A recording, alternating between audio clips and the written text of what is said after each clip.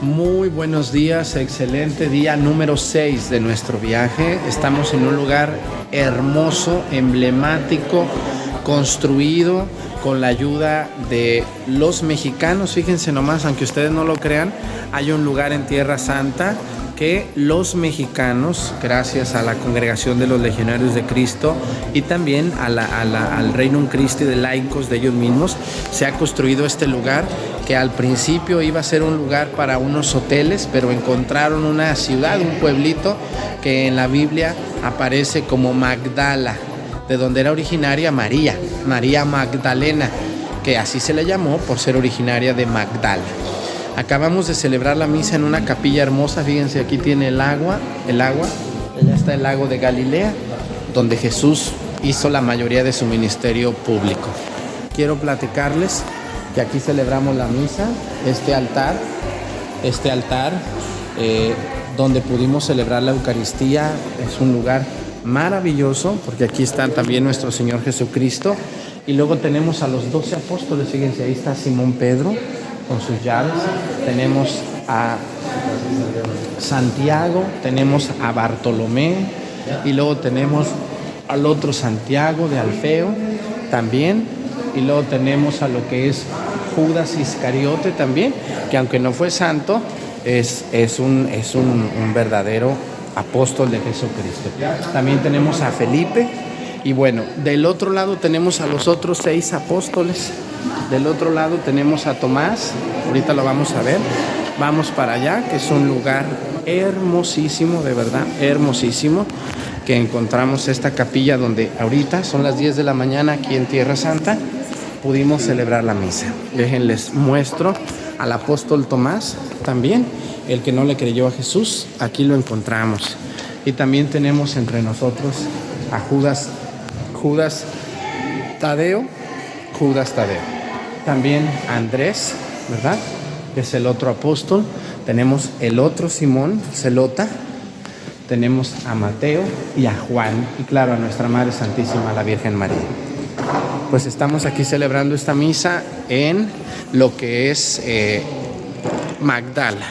Así que le agradecemos a Dios de todo corazón. Este es el día número 6 de nuestra visita a Tierra Santa. Acabamos de celebrar la misa, es una maravilla este lugar. Vamos a ver algunas capillas laterales que también tenemos en este lugar, hechas de mosaico. Aquí aparece, por ejemplo, cuando Simón se estaba hundiendo y le pidió a Pedro, Simón se estaba hundiendo y le pide a Jesús, y Jesús lo saca y le dice: hombre de poca fe. Jesús camina en las aguas. Es una capilla lateral donde también se puede celebrar la misa. Y tenemos 3 capillas más. Estamos aquí en medio. Aquí tenemos estas columnas. Son 1, 2, 3, 4, 5, 6, 7, 8 columnas. Estas columnas tienen los nombres de las mujeres que aparecen. No aparecen todas, pero aparecen 8 mujeres en el Nuevo Testamento. María, la de Cleofás. También aparece aquí la suegra de Pedro, ¿no?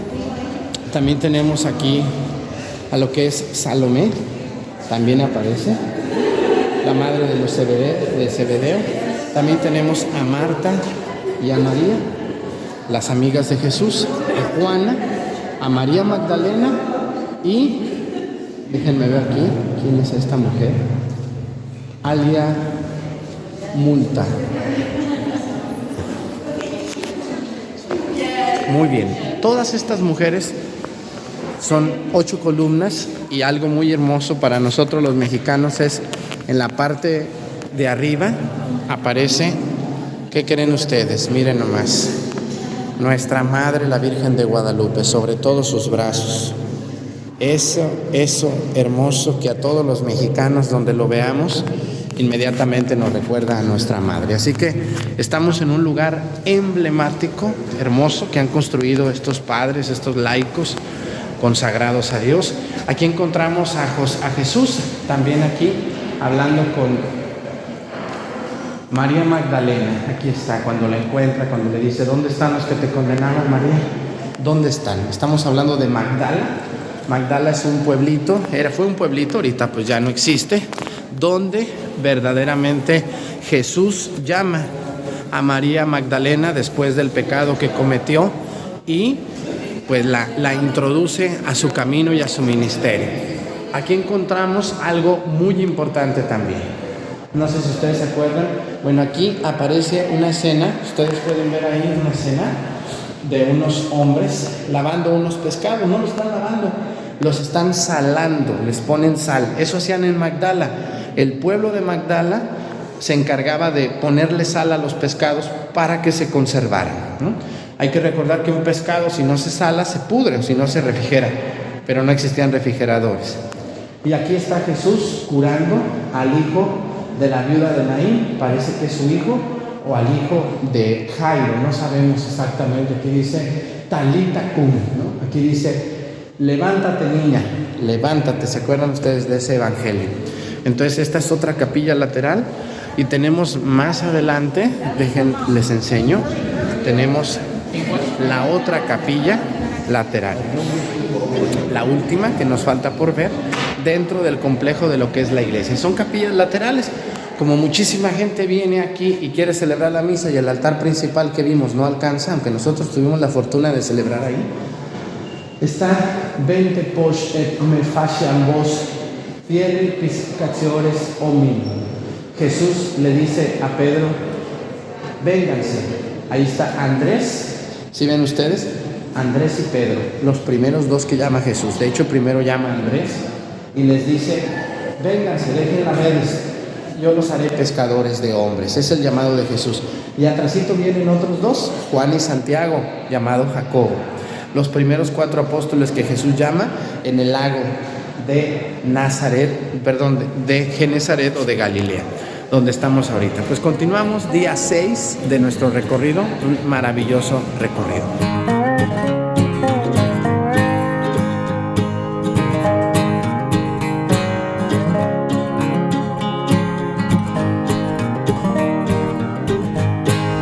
Seguimos aquí en Magdala, un lugar hermoso.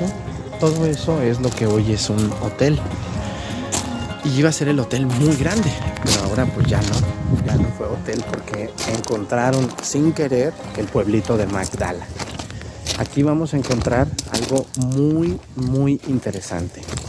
Esto que está aquí, en este lugar, era una casa muy prominente y muy grande.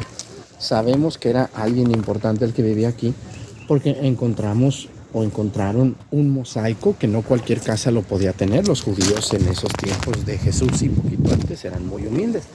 Entonces en esta casa existían la parte para purificarse. Recuerden que los judíos se purifican cuando tocan a un muerto, cuando dan a luz, cuando tienen contacto con sangre, cuando tienen contacto con un pagano, se tenían que purificar. Entonces en este lugar fue encontrado, aparte de esta casa muy importante, algunos asentamientos extraños.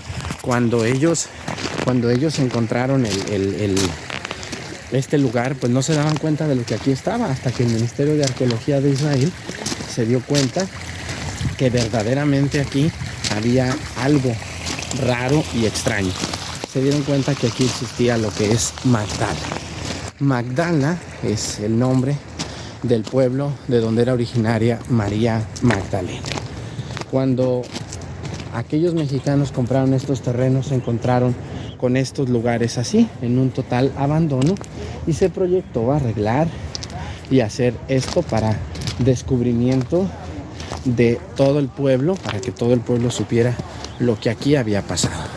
Hay que recordar que en Magdala estaba muy comunicado con Cafarnaúm. Cafarnaúm está a máximo unos 10 kilómetros de aquí, y Cafarnaúm es un lugar emblemático porque después de que Jesús deja de vivir en Nazaret, se traslada a vivir para iniciar el ministerio público. Dice el Evangelio de San Marcos que cuando San Juan Bautista le cortaron la cabeza por odio, Jesús inicia su ministerio público. Y cuando inicia su ministerio público, se da cuenta que no es importante tanto Nazaret. Ahora Nazaret es muy importante, pero en esos tiempos era un pueblo muy sencillo, era una villa muy escondida. De hecho, hay desprecio a Jesús por ser de Nazaret. Entonces, lo que hace Jesús es trasladarse a una ciudad un poco más grande, importante, cercana al río, que es Cafarnaúm. Y Cafarnaúm y Magdala tienen una relación muy importante, porque en Cafarnaúm se pesca, en Magdala no, pero en Magdala se secan los peces con sal. Entonces, seguramente alguna vez Jesús tuvo que venir aquí, muchas veces quizá, y fue cuando conoce a María Magdalena, de la mujer que expulsa 7 demonios. Vamos a continuar, ahorita le seguimos. Vamos a hablar de otro asunto aquí en Magdala. Estamos en lo que fue la sinagoga de Magdala, que se llamó Migdala, después Magdala y después María Magdalena. Este pueblito llamado Migdala, está exactamente en medio entre Nazaret y Cafarnaúm. Jesús se vino de Nazaret a Cafarnaúm, pero regresaba a Nazaret. Entonces, muy seguramente, como este pueblo estaba en medio de Cafarnaúm y Nazaret, como la gente se venía caminando, cuando hacían estos caminos, llegaban a descansar a Magdala o viceversa. Este lugar es la sinagoga de Magdala. Es un lugar muy importante porque es el lugar de reunión, de oración a Dios. En esa piedra que está ahí, nos recuerda el templo. Allá aparecen unas imágenes propias del templo de Jerusalén, esa piedra del centro. Así que cuando hablamos nosotros de la sinagoga, estamos casi seguros que este lugar, en algún lugar de estos, Jesús se sentó a predicar.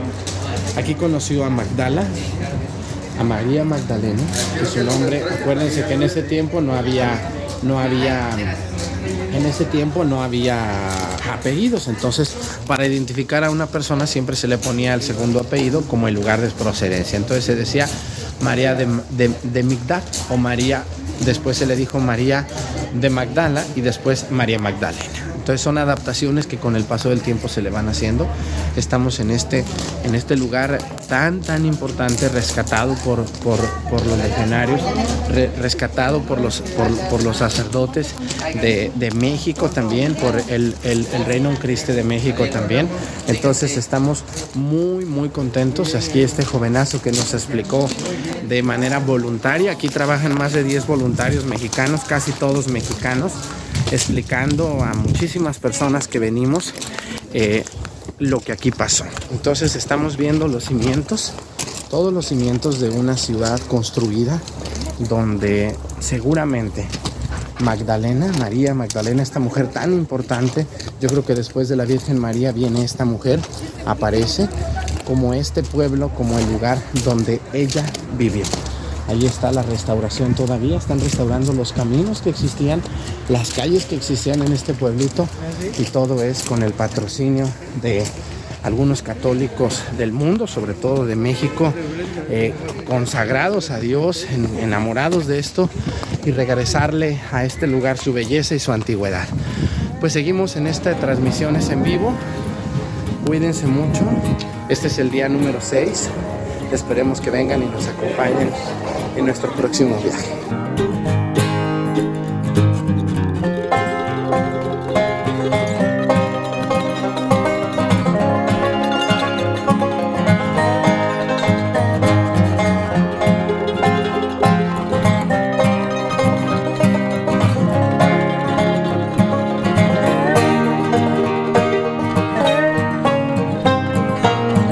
Bueno, pues venimos muy contentos. Aquí estamos en una planicie llamada Genesaret, a un lado del lago de Galilea o del lago de Genesaret, así llamado, o del lago de Tiberíades, es lo mismo.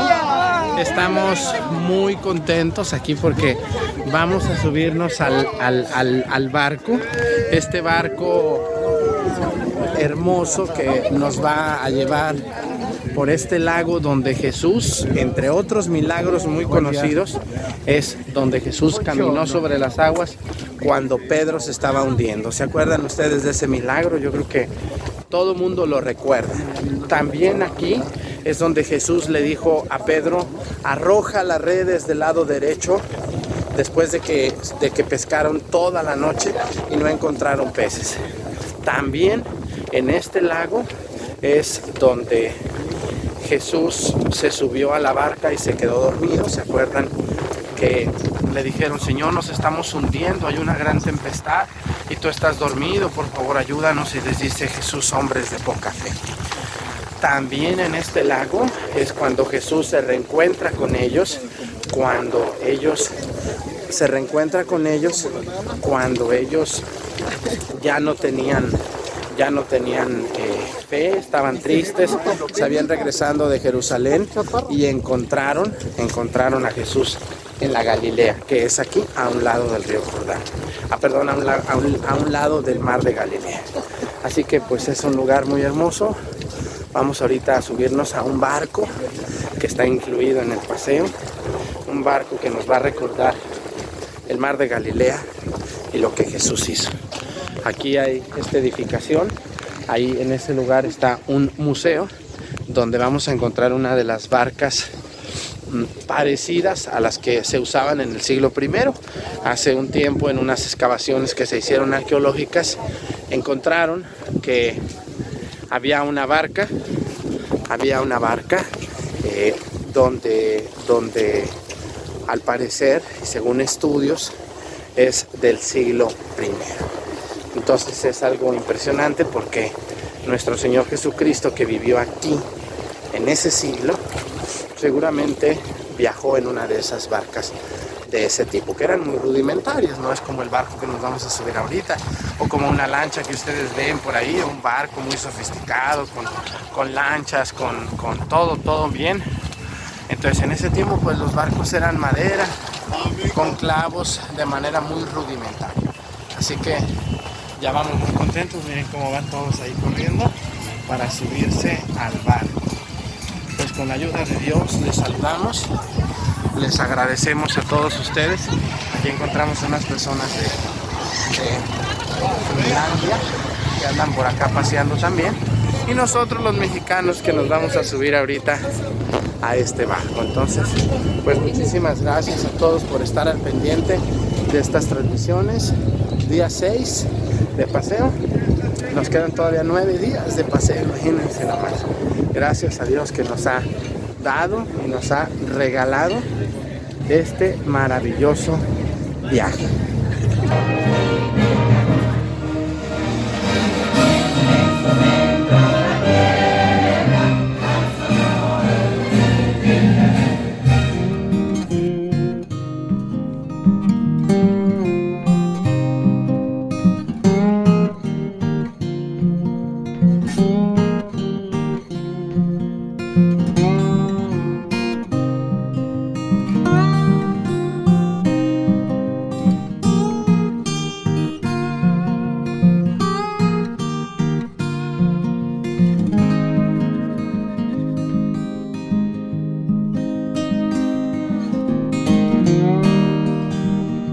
Quiero mandarles un saludo en este 6º día que tenemos, este día en el que andamos visitando una zona arqueológica, no tan antigua como otras, pero más o menos del siglo V. Este lugar donde estamos es las reliquias o los restos de una ciudad o de un pueblito, pero más de una iglesia bizantina. Esta iglesia típica con el arco que está ahí, son ruinas, pero en esta iglesia, que ahora son reliquias de la iglesia, se llama Cursi. Cursi está a los pies del Goliat. El Goliat es el cerro o los cerros de donde nace el río Jordán. Y en este lugar pasó algo muy importante, muy importante.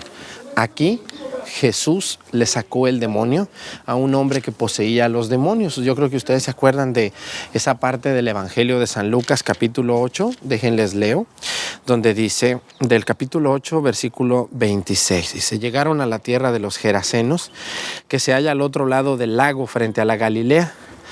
Acababa Jesús de desembarcar cuando vino a su encuentro un hombre de la ciudad que estaba poseído por un demonio. Desde hacía mucho tiempo no se vestía ni vivía en casa alguna, sino que habitaba en las tumbas. Al ver a Jesús se puso a gritar y se echó a sus pies. Le decía a voces: ¿qué quieres conmigo, Jesús, Hijo de Dios Altísimo? Te lo ruego, no me atormentes. Es que Jesús ordenaba al espíritu que saliera de aquel hombre. En muchas ocasiones el espíritu se había apoderado de él y lo había llevado al desierto. En esos momentos, por más que lo ataron con cadenas y con grillos para someterlos, rompía las ataduras.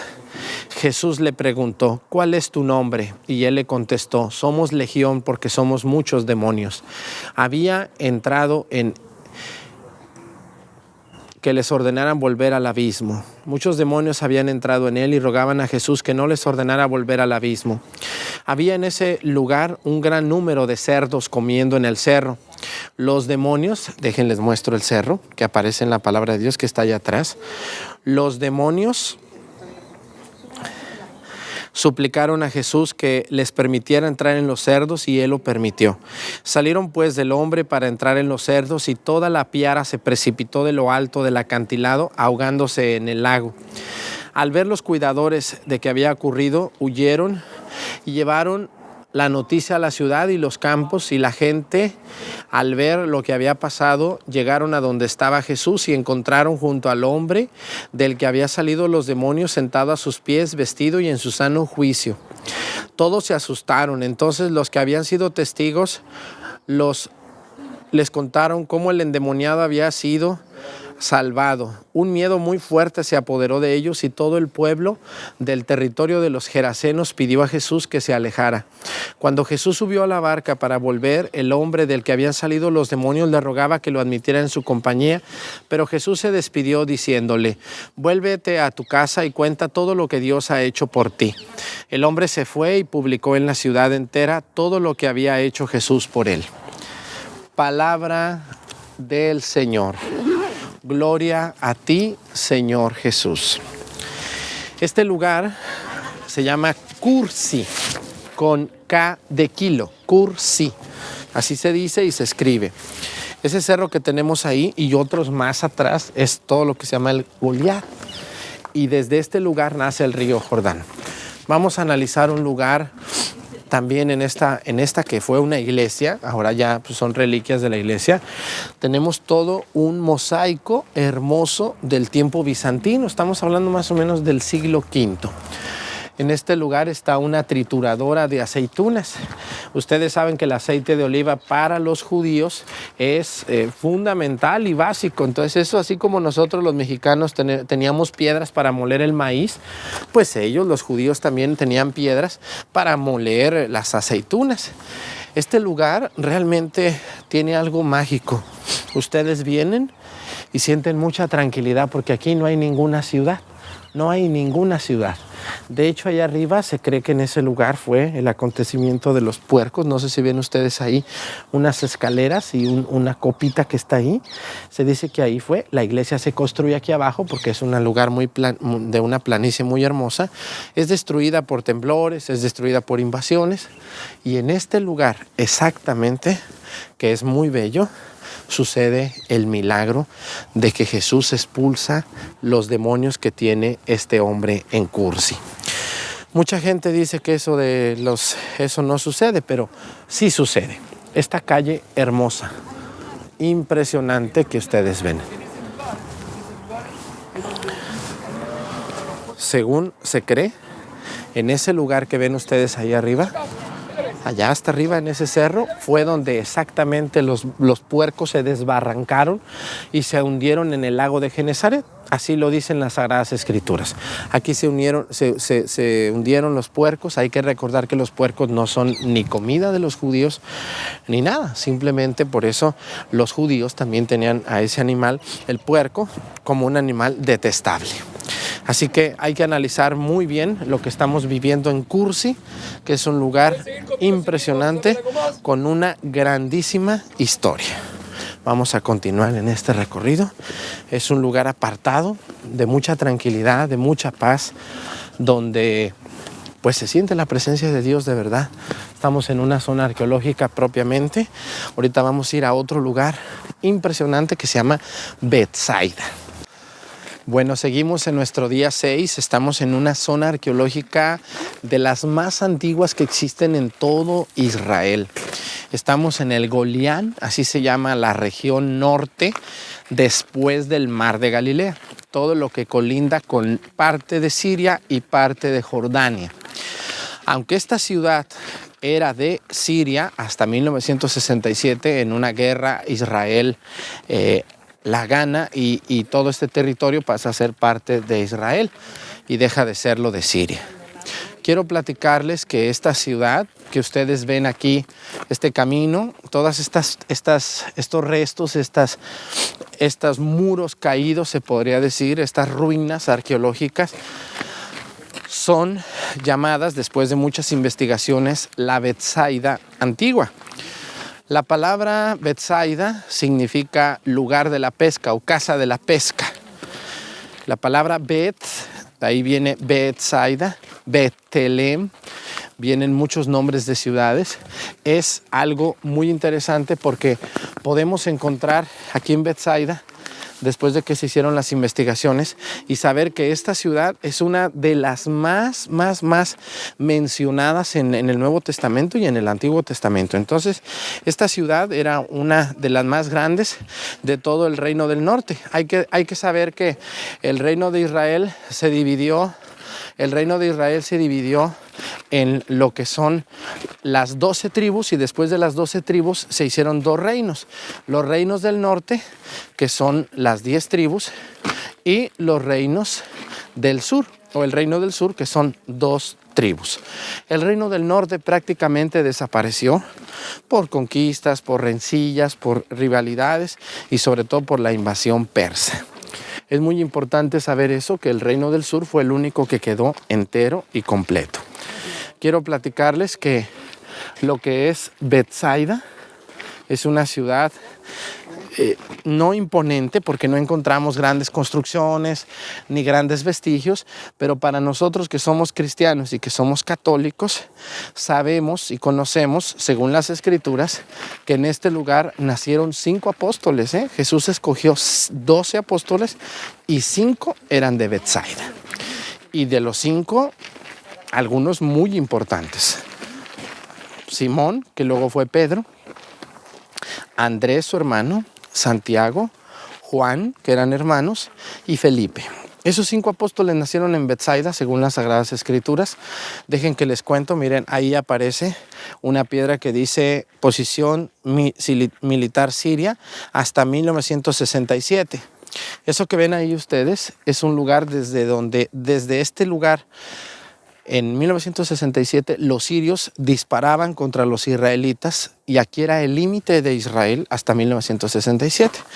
Después de eso, Israel recupera el Golián y toma posesión de toda esta parte que era parte de Israel en la antigüedad.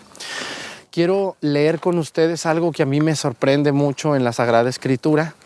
Ahorita que veníamos con el guía nos venía diciendo, no sabemos exactamente por qué esta ciudad fue abandonada o destruida. Entonces, en cada lugar que nosotros venimos, vamos leyendo la Sagrada Escritura para corroborar lo que la Biblia dice con lo que nosotros vemos y decimos. De eso se trata un viaje a Tierra Santa. No se trata de venir nomás a comprar, de venir a ver y tomarse fotos bonitas. Se trata de venir, reevangelizarse, comprender, entender qué pasó aquí. Esto que parece un cerro, es la Betsaida antigua. Betsaida es la ciudad, una de las ciudades más mencionadas en toda la Biblia y que ya no existe. Nos decía el guía que posiblemente fue un temblor, que posiblemente fue una peste, que posiblemente fue una hambruna, que posiblemente no llovió, que posiblemente fue una invasión. No se sabe. Lo que sí sabemos es lo que dice la Biblia. A mí me sorprende y yo sacaba mis conclusiones y se las digo a ustedes. A veces suceden estas cosas simplemente porque Dios así lo tenía prescrito. Fíjense lo que dice aquí. Capítulo 10 de San Lucas, versículos 10 y siguientes. Pero si entran en una ciudad y no quieren recibirles, vayan a sus plazas y digan: nos sacudimos y les dejamos hasta el polvo de su ciudad que ya se nos pegó a los pies.